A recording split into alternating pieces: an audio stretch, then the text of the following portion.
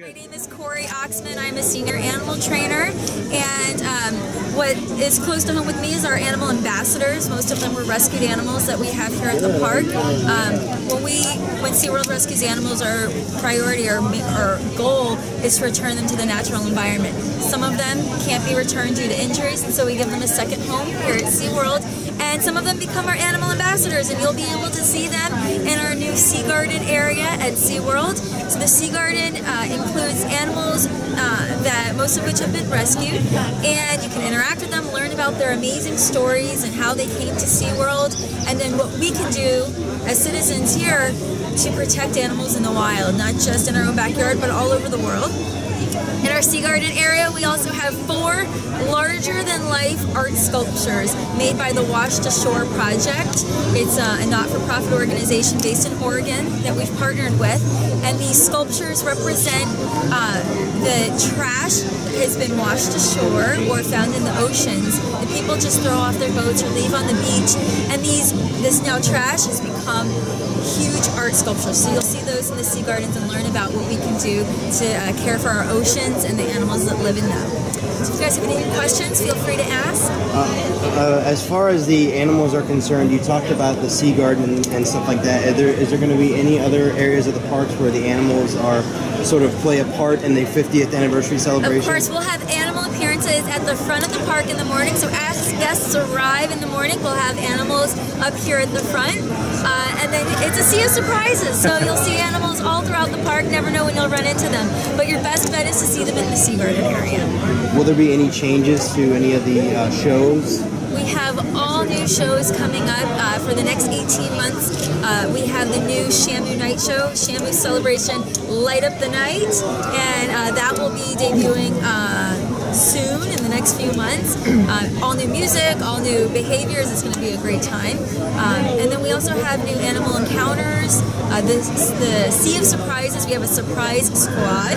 People that are roaming the park looking for unsuspecting guests to get surprised with gifts ranging from plush stuffed animals to behind-the-scenes tours, reserved seating at shows, and we're even giving away airline tickets to see some of our other parks. Is that completely random process? It's completely random, so keep your eyes out, but don't go trying to find people. They'll find you, and you'll get randomly surprised. It's every day over the next 18 months. Now, Terry mentioned it's completely a wet zone out there.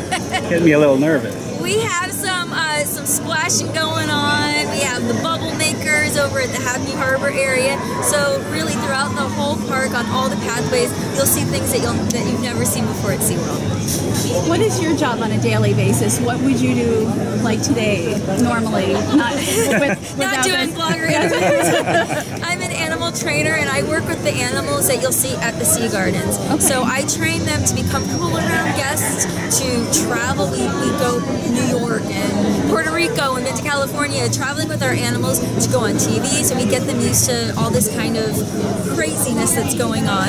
And that we also talk about our conservation. The SeaWorld and Busch Gardens Conservation Fund has donated over $11 million in the last 11 years.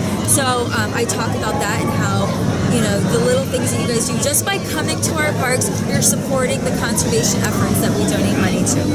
And you talked about the rescued animals being sort of animal ambassadors and so on and so forth.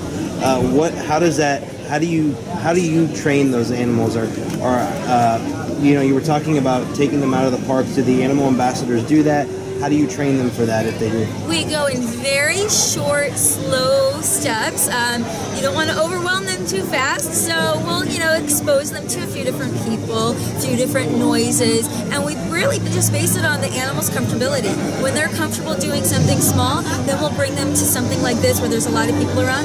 All the animals you saw that just came up on the stage, those were our animal ambassadors. Some of them are as new as just about 3 months in our department that we've been training them to do that. The spoonbill that you saw, he's less than a year old, and he was actually born here at our park, or hatched here. So it's really neat to see these animals that we've developed relationships with when they're young, and then being able to show them to all of you and all the work that we've done with them. But how many different animals would we find in an average day?